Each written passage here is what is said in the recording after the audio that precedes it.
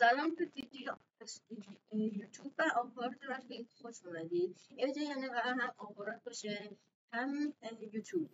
بچه من امبر هستم و خیلی خوش اومد به اولین ویدیو یوتیوب و حدوداً آخرین ویدیو آپارات من. آپارات سری میکنم اصلا همه بهتون بگم این سرور خیلی خفن زدم، حتی چند کار نیاز اسلش کامل است، ولی اونا رو وقتی که سرور ران نیست و قرار نیست برین داخل سرور اونا رو اوکی.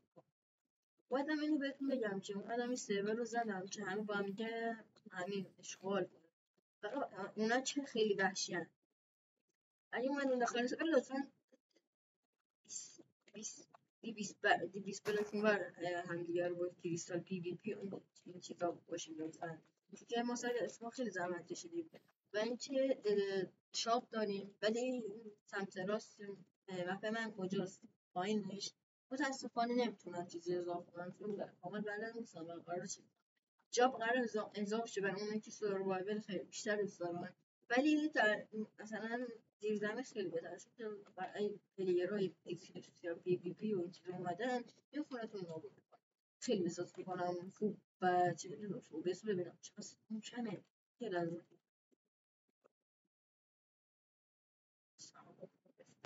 خب الان صدام بهتر شده. خب داشتم میگفتم اونایی که کریستال پی وی شون دیده میتونن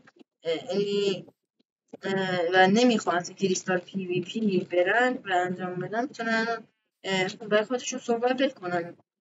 اما اینو بهتون بگم که پیشنهاد خاصه میتونن کارن تا میتونن انجام ندید. اونا که الان کریستال پی وی شون اوکیه و برای اونا اینو بگم که بعد برای اونا خونتون رو زیر زمین بذارید تا اتفاق برش نیفته و زیر زمین زندگی کنید.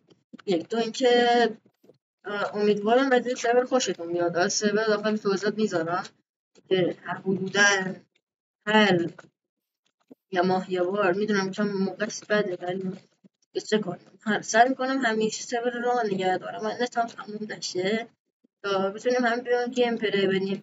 آره امروز هم باز شب دارم ویدیو رکورد میکنم و خوشتون بیاد.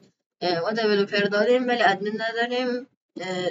قرار اضافه ادمین ما چیزا قرار همیشه اضافه شده حتی به مرور زمان این اضافه میشه. بچه راستی FPS هم عادی داخل این لانچر چون که اکامپر میرفتم و زیاد سیستم هنوز به لانچر ها عادت نکرده به تمامونم گیرم بیشتر از اون. خب من که تا خواهی نگاه کردید تا ویدیو دیگه بای بای. از بچه من بهتون بگم که لایک رو دنبالش نباشید تا ویدیو از سرور بیشتر توضیح بدم. حتی باستی نه شاپ داره تو بذار چی کامل رو بگم بعد سرور پایین بذارم که اگر شو بتونید بیایید. رانم که هر روز اومدم از که نه صبح بعد از ظهر اینا رانش میکنم و کلاساش هم ابرنان میکنم سیستم روشن بذارم و بعدش میرم کلاسم. اگه شما خواستید بتونید بیشترم داخل استریمای آپارات هم میام اونجا و امیدوارم که هرکس یاد نیاد دهن سرور من بدبخت رو بفرما بده. سرور آتای میتونست فشار بخورید بیاد کنیم همین سادگی یا چیز کنم چیدم دارم میریزم فشار بخورید کنم. آره خب من که ویدیو تا خواهد دیدید خداحافظ.